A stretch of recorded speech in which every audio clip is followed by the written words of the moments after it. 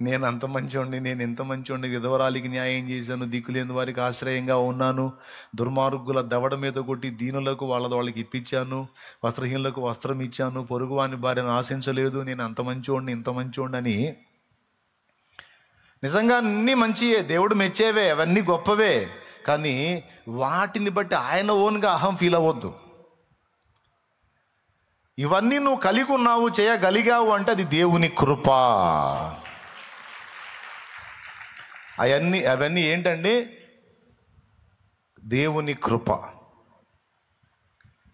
ఆ కృప లేకపోతే, ఆ దయ దేవుడు చూపకపోతే, ఆ బలాన్ని దేవుడు నీకు ఇవ్వకపోతే నీ వల్ల కాదు. ఇప్పుడు నాకు అర్థం కాదు,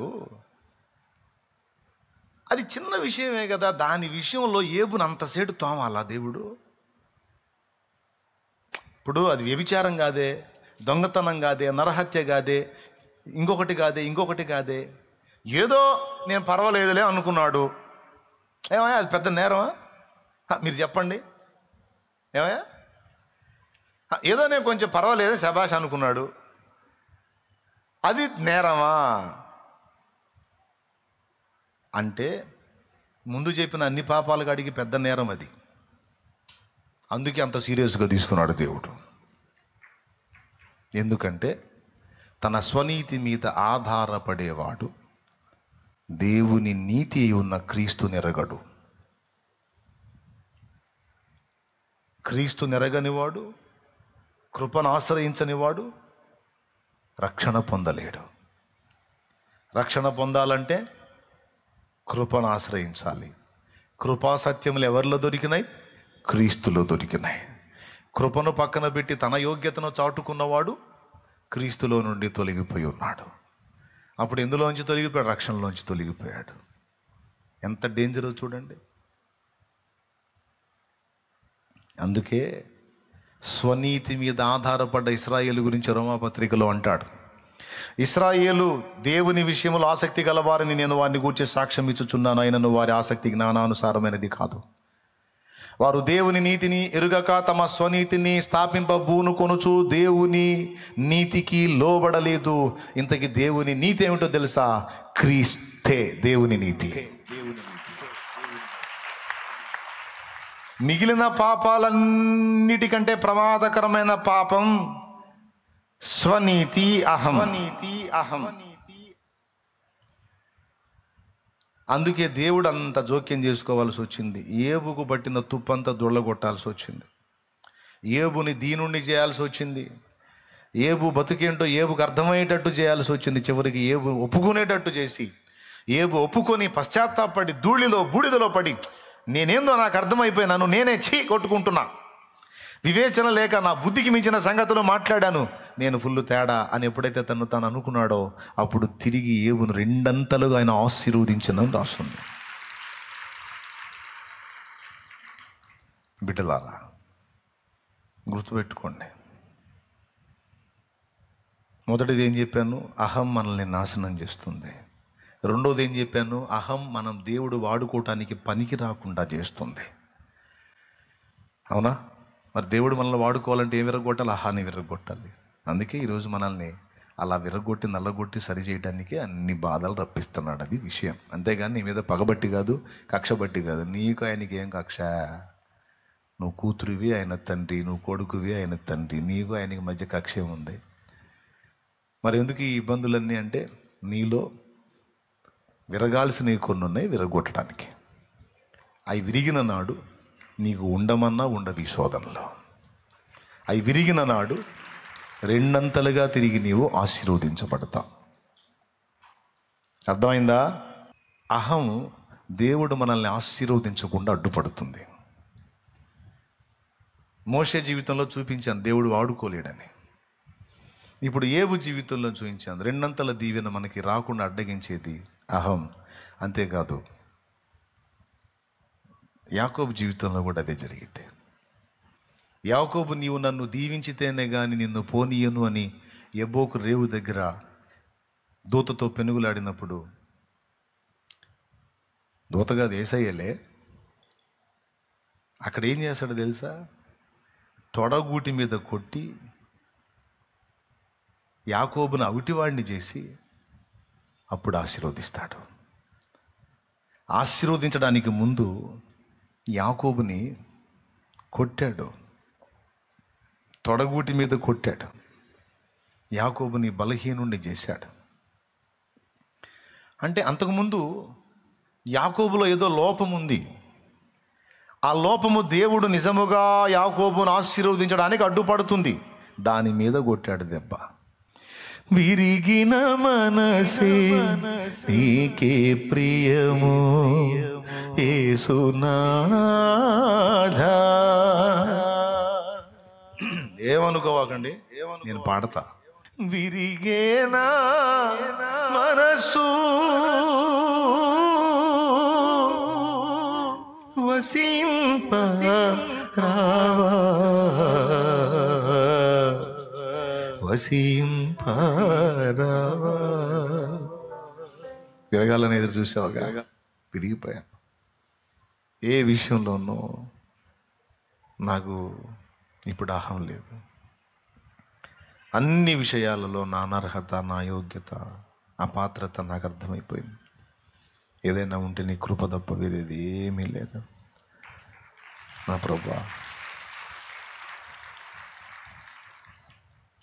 నేను విరిగినందుననే నీవు సంతోషిస్తావు, విరక్కపోతే నువ్వు నా దగ్గర ఉండలేవు. ఉందా, నా దగ్గర నివాసం ఉండవు అని పిలుచుకుంటున్నాడు దేవుణ్ణి. బిడ్డలారా, నాలుగవది, దేవుడు నివాసం ఉండలేడు అహమున్న దగ్గర. దేవుడు మన యొద్ద నివసించున్నట్లు దేవుడు మనల్ని ప్రక్షాళన చేయాల్సి ఉంది, మనల్ని విరగొట్టాల్సి ఉంది, నలగొట్టాల్సి ఉంది. ఇలాగా ఈ అహం వల్ల చాలా మనం కోల్పోయే అవకాశం ఉంది. అందుకే దేవుడు దాని మీద ప్రచండ యుద్ధం చేస్తాడు. 4 రోజులు మనం వినయంగా ఉంటే 5వ రోజు మళ్ళా అహం మేల్కుంటుంది.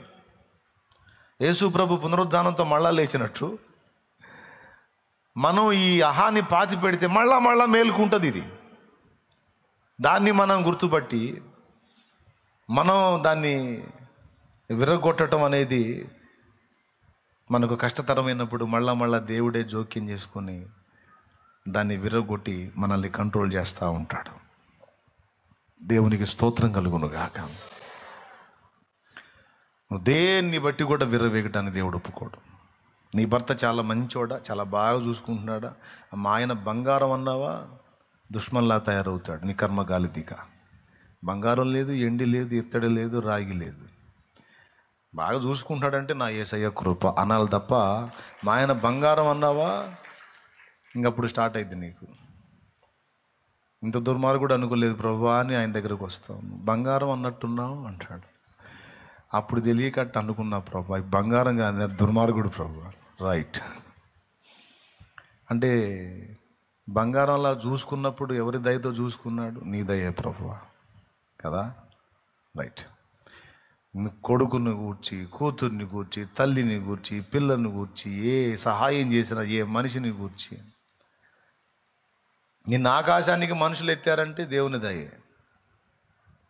అబ్బా మనుషులు ఎంత మంచోళ్ళు నన్ను ఆకాశానికి ఎత్తారంటే మొత్తం కట్టగట్టి కింద పడేసి తొక్కుతారు. అట్లా అహంకరించాడు నెబుకద్నెజరు. ఆహా అని జనాలను బట్టి.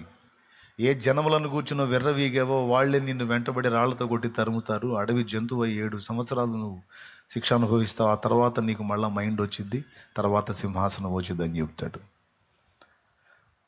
తన రాజ్యమును బట్టి, జనబలమును బట్టి అతిశయపడిన నెబుకద్నెజరు పశుపాత్రుడయ్యాడు, పశుప్రాయుడైపోయాడు. జనమును బట్టి అతిశయపడతగదు,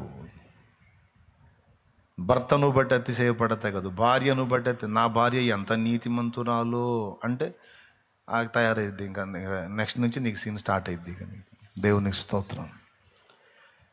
అంతేనాయన, అందరం ఆదాము సంతతే. నీకు మంచిగా నీ భార్య విధేయురాలే లోబడి చక్కగా ఉపచారం చేస్తుందంటే ఆ బుద్ధి ఆమెకి యేసయ్య బుట్టిచ్చాడు. లేకపోతే నీకు తమిళ, కన్నడ, మలయాళ సినిమాలన్నీ కనపడతాయి. దేవునికి స్తోత్రం గల.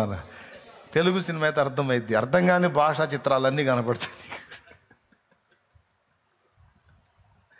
కాబట్టి ఇప్పుడు చెబుతాం, ఎవరి మీదన్నా మనం అతిశయం పెంచుకుందామా? ఆ? నా పిల్లలకి నేనంటే ఎంత ప్రేమో అన్నావా, ఆ ప్రేమ రంగేందో చూపిస్తాడు. చూడు ఎంత ప్రేమో చూడని. ప్రభువా అర్థమైంది నాయన, ఎవరి ప్రేమ చూసినా కలుషితమేరా అని ఆ పాట నువ్వే పాడేటట్టు చేస్తాడు. మరి ఏం చేయాలి ప్రభు అంటే, బిడ్డలు ప్రేమగా చూశారంటే నువ్వు ఎటు చూడాలి? అది భార్య లోబడిందంటే యేసయ్య కృప, భర్త ప్రేమగా చూశాడంటే యేసయ్య కృప, పిల్లలు విధేయులై ఉన్నారు ప్రేమ కలిగి ఉన్నారంటే యేసయ్య కృప, మంచి తల్లిదండ్రులు దొరికారంటే యేసయ్య కృప, సమాజం గౌరవించిందంటే యేసయ్య కృప, పట్టెడన్నం తింటున్నానంటే ఆయన కృప, పరిశుద్ధంగా ఉన్నాను అంటే ఆయన కృప. ఆయన కృప లేకపోతే నేను అందరికంటే నీచుడను నీచురాలను అనే స్పర్శ ఎప్పుడూ ఎరిగి ఉండాలి. దేవునికి స్తోత్రం.